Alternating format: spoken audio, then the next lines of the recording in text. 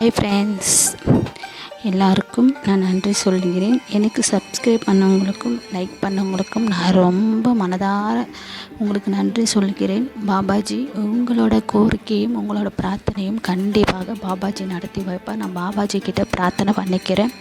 நான் பாபாஜி பற்றி சொல்லணுன்னா, பாபாஜி எனக்கு எவ்வளோ மிராக்கிள் பண்ணியிருக்காரு, எவ்வளோ அதிசயம் பண்ணியிருக்காரு. அந்த மாதிரி நான் ஏகப்பட்டது சொல்லலாம். பாபாஜி வியாழக்கிழமை நான் பாபாவை தரிசனம் பண்ண போயிடுவேன். ஏன்னா ஆர்த்தி பார்க்க 12 மணிக்கு ஆர்த்தி பார்க்க போயிடுவேன். அப்படி முடியலையா ஈவினிங் பார்க்க போயிடுவேன். அன்றைக்கி எப்படி இருந்தாலும் பாபாஜியை போய் நான் பார்த்துருவேன். அப்போ தான் எனக்கும் மனசு திருப்தியாக இருக்கும்.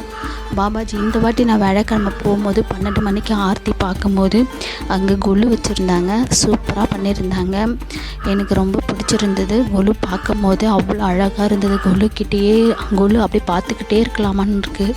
அவ்வளோ அழகாக எல்லாருமே இருந்தாங்க. அம்மா தொட்டிலில் உட்கார வச்சு அவ்வளோ சூப்பராக பண்ணியிருந்தாங்க. அவ்வளோ அழகாக இருந்து பார்க்குறதுக்கே அத்தனை கண்கள் வேணுங்க. அவ்வளோ அழகாக பண்ணியிருந்தாங்க.